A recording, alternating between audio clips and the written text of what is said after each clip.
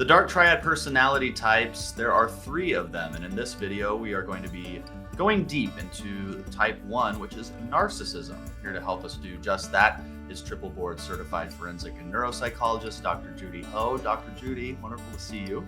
Nice to see you too, Kyle. Why is narcissism part of the Dark Triad personality types?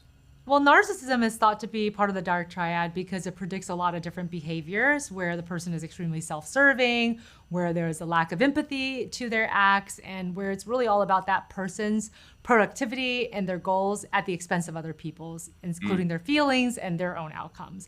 And I think that that's why it's such a big part of the dark triad. Why not just keep it with narcissistic personality disorder? Why do we have to bring it into this conversation among psychopathy and Machiavellianism, which we'll discuss in separate videos? I think it's this idea that the dark triad maybe predicts a certain kind of person, that it predicts a person who does have a higher risk of becoming involved in the legal justice system, but also it predicts a number of really negative consequences to the people around them. So people who are around individuals who display dark triad characteristics, they'll feel gaslighted, they feel like sometimes emotionally or even physically abused, financially abused. You know, there's all kinds of different things that really impacts the people that are in relationship with people that have these dark triad traits. And it's thought that narcissism, Machiavellianism, and also psychopathy together, it's something about the 3 of these traits together that make up these components of this type of person.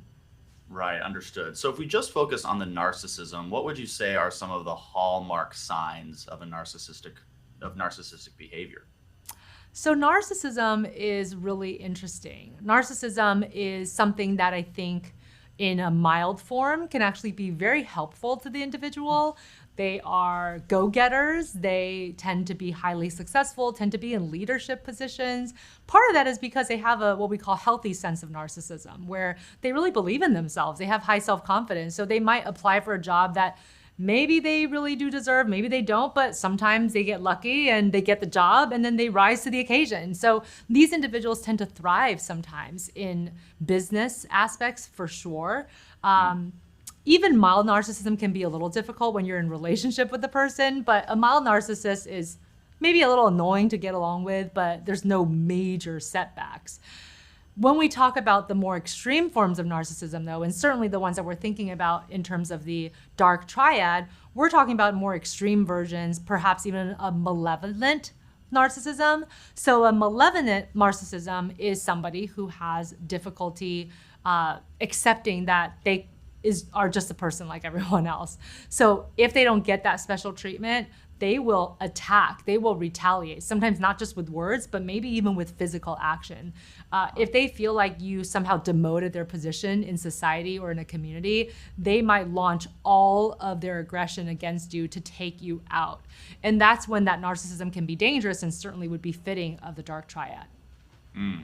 Now, I hesitate to even ask this next question because I do not think that the media does a good job at portraying really much accuracy around mental health conditions, but how would we see narcissism show up in the media?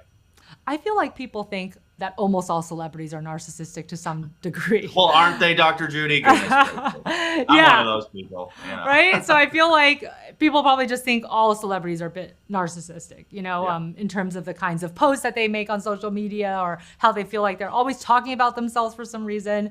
And so I think that in general, the media portrays all of our public figures to a degree with some narcissism.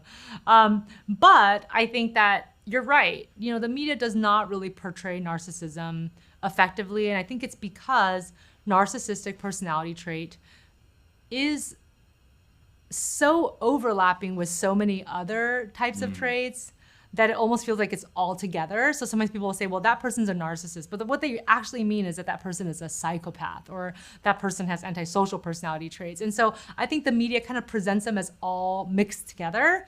And it's not totally the media's fault because I do think that there is substantial overlap in these constructs to the point where clinicians are even sometimes confused by it or intermix them when we're talking. So I think that that's what happens in the media portrayals as well. Yeah. Well, it's certainly an interesting point of the dark triad, and MedCircle has no shortage of content and videos on narcissism. In fact, if you've already experienced our videos on YouTube that pertain to narcissism, it's now time for you to go to medcircle.com and check out our robust library there. There you can learn a lot more about this complicated personality trait. Dr. Judy, thank you for your time today, and thank you for watching this video. I'm Kyle Kittleson. Remember, whatever you're going through, you got this.